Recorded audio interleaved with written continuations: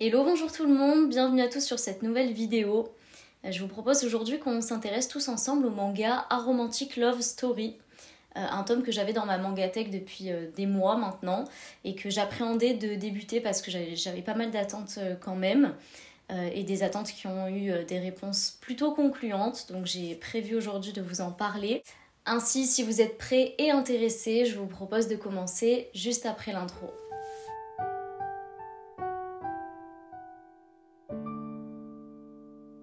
Les thématiques qui sont au cœur de ce manga, c'est les questions de société, mais aussi tout l'univers de l'édition et particulièrement dans le domaine du manga au Japon. Il y a aussi toutes les questions de la sexualité, de l'aromantisme, et puis il y a un aspect beaucoup de comédie avec de l'humour, un aspect aussi de romance, même si c'est un petit peu déguisé. Ce manga est publié dès l'année 2016 au Japon, en France c'est 2 ans plus tard, en 2018. On a pour mangaka Haruka Ono, et j'ai eu des difficultés à situer le manga comme étant un shoujo, un shounen, je sais pas vraiment. Vous savez que pour moi ces classifications elles font pas vraiment sens, donc j'y ai pas porté plus d'intérêt que ça.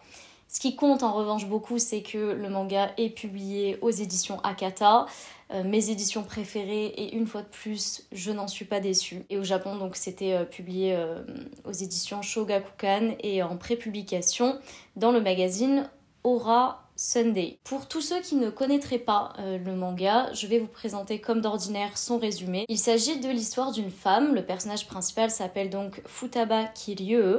Elle a 32 ans et elle écrit des mangas, c'est son métier. Son domaine de prédilection, c'est justement les shonen avec des thématiques sociales ancrées, typiquement le type d'histoire qui moi me plaise. Et le problème, c'est que ce genre-là ne marche plus trop au Japon. Et du coup, pour essayer de relancer sa carrière, ou même on peut dire de lancer tout court parce qu'elle a du mal à tirer son épingle du jeu depuis des années, eh bien son éditeur lui propose de s'essayer à un autre genre qui fonctionnerait davantage. Le type apparemment shoujo et harem, donc avec des garçons entourés de filles. L'ennui c'est qu'elle déteste ce genre d'histoire, elle les trouve puériles, vides de sens, elle déteste ça, voilà, ça s'inscrit contre ses valeurs. Ça renforce même des valeurs qui sont contraires aux siennes et qu'elle a en aversion, puisque pour cette femme, l'amour et la sexualité, ça a jamais été des sujets d'intérêt, ça a jamais fait sens. Et pourtant, bien malgré elle et assez agacée par cette situation, eh bien, elle entame l'écriture d'un manga romantique, elle s'inscrit dans quelque chose dans lequel elle serait pas allée d'elle-même. Et nous, ce qu'on va suivre donc au fil de la lecture, c'est comment ça se déroule et tous les enjeux qu'elle y met derrière, le sens qu'elle donne à ses choix, parce que justement oui, contre toute attente, le succès de ce manga, il est immédiat. Elle se trouve comme condamnée à continuer à dessiner une série à laquelle elle-même ne comprend rien, et au fur et à mesure du premier tome, on a déjà une trame qui se déroule en parallèle. Donc elle se retrouve en fait convoitée par deux hommes qui sont très différents. Il y a d'une part son assistant de 12 ans, son cadet, donc beaucoup plus jeune qu'elle, et de l'autre un scénariste d'animé, donc qui est plus âgé justement. Et donc c'est une situation qui est complexe pour elle parce qu'elle trouve pas d'intérêt romantique en aucun des deux. Et pour autant, elle se demande si ça vaudrait pas le coup de pousser un petit peu en comparaison avec la société, et pour nourrir aussi le propos de son manga. Elle se retrouve ainsi au milieu de tous ces chamboulements, tous ces questionnements. Je vous assure, et je pense que ça transparaît déjà, j'ai adoré ce manga. Je vais évidemment tout de suite vous développer mon argumentaire sur ce que j'ai aimé puis moins aimé. Ce que je peux d'ores et déjà vous dire, c'est que ça m'a fait du bien de lire ce manga.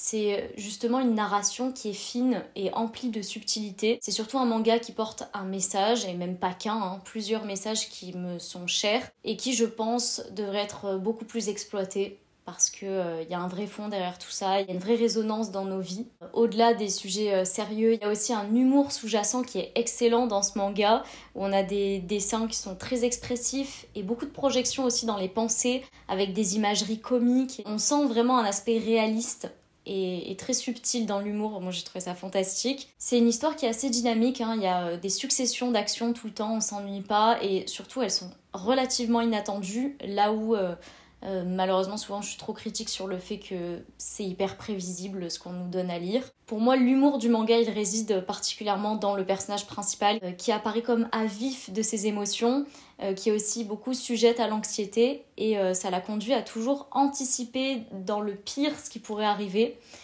et donc à avoir des projections mentales, et nous on l'a avec les dessins, de situations mélodramatiques, vraiment le terme de drama queen qui colle très bien ici. Donc voilà, des situations extrapolées qui les rendent ridicules et donc amusantes en tant que lecteur. Puis en même temps, on se voit un petit peu à travers elles aussi, je pense. C'est ces touches d'humour intégrées subtilement à une histoire avec un vrai fond, de vrais combats, on peut dire, qui amènent de la légèreté et du dynamisme à l'histoire.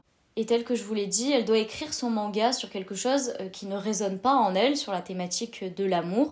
Et en faisant ainsi, en allant à l'encontre d'elle-même, eh bien, elle va réussir. Et ça, pour moi, c'est clairement une métaphore, une critique de l'étroitesse de sélection qu'il y a. Et on sait que ça n'ira pas en s'arrangeant, eh bien, du système éditorial du manga au Japon. Le personnage féminin principal, je vous l'ai dit aussi, je le trouve assez admirable. Pour moi, c'est une femme qui force le respect par sa personnalité. Elle est affirmée, elle se fait entendre, elle porte haut et fort ses idées. Même si, bon, en pratique, elle est un petit peu contrainte de devoir aller contre pour poursuivre son métier, gagner de l'argent. Mais c'est pas pour autant qu'elle va effacer ses convictions, au contraire. Dès qu'elle peut les faire un petit peu entendre aux autres, eh bien, elle va y aller. Et considère aussi beaucoup que son manga, eh bien, c'est de la fiction.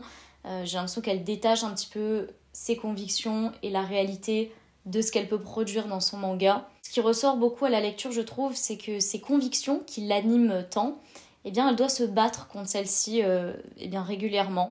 Et pour ce faire, elle a ses arguments qui sont pour moi fondés, pertinents, solides, et justement parce qu'ils découlent souvent de sa propre expérience. Puis j'ai beaucoup aimé le fait que le scénario ne nous présente pas une femme aromantique ou asexuelle qui aurait eu un passé traumatique particulier pour l'expliquer. Pour moi, ça apporte de la crédibilité à ces questions, entre guillemets, l'aromantisme, le fait d'être asexuel, que de ne pas le justifier par quelque chose.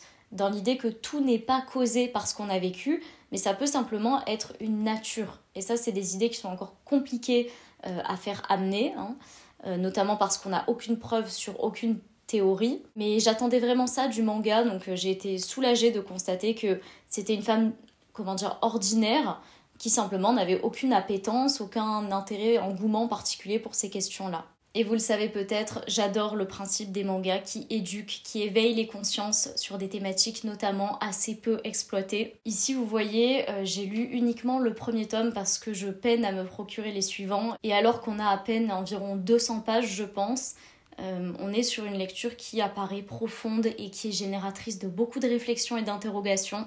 Je trouve ça fantastique. Et puis ce qui est amusant pour moi et qui a fait sens, c'est que A Romantic Love Story, ma lecture, elle est arrivée en même temps que certains de mes contenus de cours qui traitaient des valeurs et des schémas qu'on pouvait avoir. Donc il y avait une croisée comme ça entre tous mes questionnements qui faisaient vraiment sens.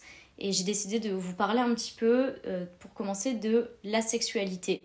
Il y a toujours ce débat de est-ce que c'est quelque chose de spontané ou de réactionnel. En psychologie, ce qu'on considère comme étant un trouble, quelque chose de pathologique, c'est lorsque particulièrement ça génère de la souffrance et qu'en termes de fréquence, durée et intensité, c'est très élevé. Donc quelque chose qui est envahissant en fait, qui est invalidant au quotidien, que ce soit pour le patient ou pour ses proches. Or, ça m'a amené à conclure que la sexualité, en elle-même, eh bien, elle génère rarement de la souffrance. C'est quelque chose entre guillemets qu'on ne connaît pas et donc j'imagine qu'il ne peut pas nous manquer. En revanche, et le manga le soutient particulièrement, il y a l'influence de la comparaison sociale, de la valeur sociale qu'on donne à la sexualité qui peut générer et entretenir de la souffrance chez les personnes qui n'ont pas de rapport, qui n'en ont pas envie. Et la sexualité très liée au romantisme, on présente beaucoup l'amour comme étant le centre de la vie, le but ultime, que ce soit l'amour familial, amoureux sous toutes ses formes. En particulier, l'amour amoureux comme étant la perspective majeure et presque ultime d'accès au bonheur. Et dans ma conception aussi, il n'y a rien de plus vrai, de plus essentiel que l'amour.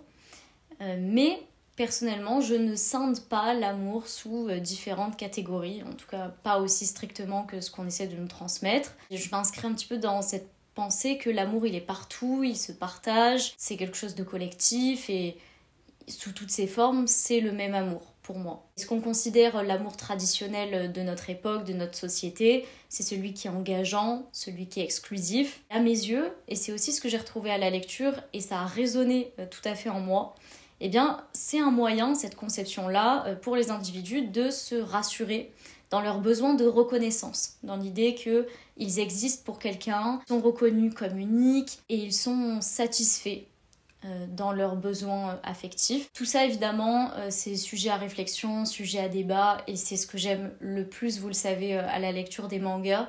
C'est vraiment dans cet univers-là qui est souvent jugé d'un petit peu futile ou exploitant des thématiques enfantines, et bien nous trouver un sens de réflexion.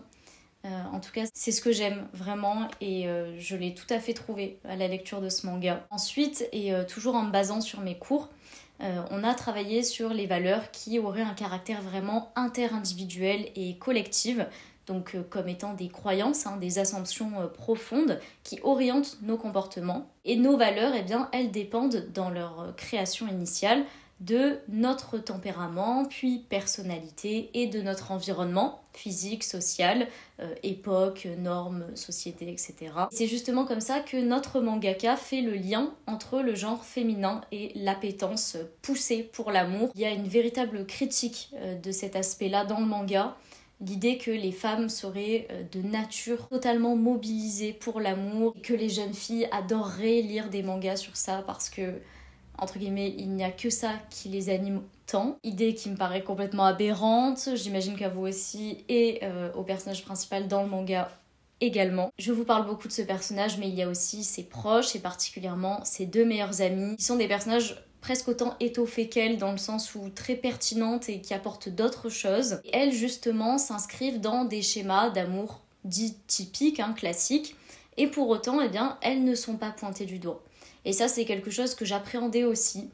Souvent, on retrouve des camps, des scissions entre on va dire, les gens fermés d'esprit et les gens très ouverts. J'avais envisagé que peut-être ça aurait pu, au sein du manga, critiquer les couples hétérosexuels dans un schéma plus standard, et c'est pas du tout le cas. Au contraire, on est sur vraiment de l'inclusion et de l'intérêt pour toutes les configurations. Évidemment, c'est un manga féministe par excellence qui représente et qui considère les minorités, et en particulier celles qui, pour moi, sont le moins entendues, c'est-à-dire les communautés aromantiques. Tel que je vous l'ai dit, le personnage principal, c'est une femme avec de la poigne. Vous savez, l'être humain, face à l'imposition, il a deux façons de réagir.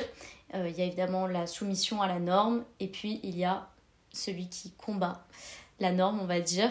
Et c'est vraiment ce que ce personnage incarne. D'ailleurs, elle le dit elle-même, plus que de rejeter l'amour strictement, ce qu'elle rejette à tout prix, c'est l'association qu'on lui colle à la peau, simplement parce qu'elle a ce statut d'être une femme. C'est parce qu'elle se sent coincée dans ce schéma comme ça qui ne lui correspond pas et qu'elle ne comprend pas. Elle développe une hypervigilance et une irritabilité, cette façon d'être très à vif de tout, comme je vous l'ai dit, qui est pour les hommes dans le manga perçu comme étant un trait particulièrement féminin, d'être quelqu'un de trop complexe, qui se pose trop de questions.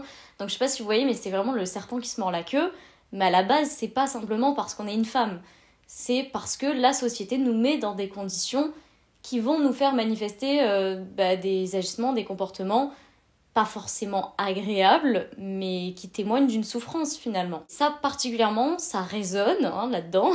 Et je trouve ça intelligemment amené à travers cette création, et j'ai très hâte de lire la suite. Sur l'aspect de la subtilité, il y a aussi tous les rapports de bienséance qui sont maintenus. On voit comment les personnages se comportent les uns face aux autres, et on voit ce qu'il y a en interne, ce que chacun peut penser, et à quel point on a un rapport de domination qui est couvert en fait par des enjeux de faire joli, quoi. Je vous ai donné là les arguments entre guillemets en faveur du manga positif, et je vais vous évoquer maintenant les petits bémols que j'ai pu retracer. Le premier, il porte sur le dessin, dont je suis pas une grande fan, on va dire. Je suis très compliquée en dessin manga. Je dois dire que je suis un petit peu à l'ancienne. J'aime pas trop ce qui se fait visuellement ces dernières années. Ce design de dessin particulièrement me fait pas vibrer.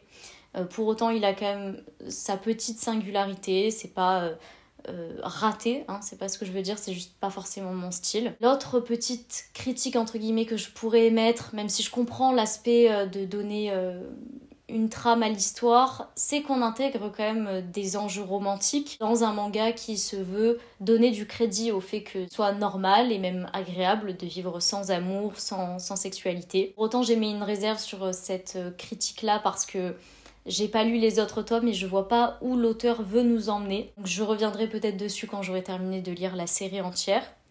Et enfin, un bémol quand même un petit peu grumeau dans une histoire qui est quand même relativement fluide, c'est sur un amalgame qui est fait entre une femme transgenre et un travesti, qui est un terme déjà qui ne se dit plus, qui a une connotation assez péjorative. Il y a une façon de confondre deux choses complètement différentes qui me pose un peu problème dans le sens où le but de ce genre de manga, c'est d'éveiller, d'éduquer et pas d'induire encore davantage les lecteurs en erreur. Pour autant, ce que je peux vous dire, c'est que je suis ravie d'avoir découvert cette lecture.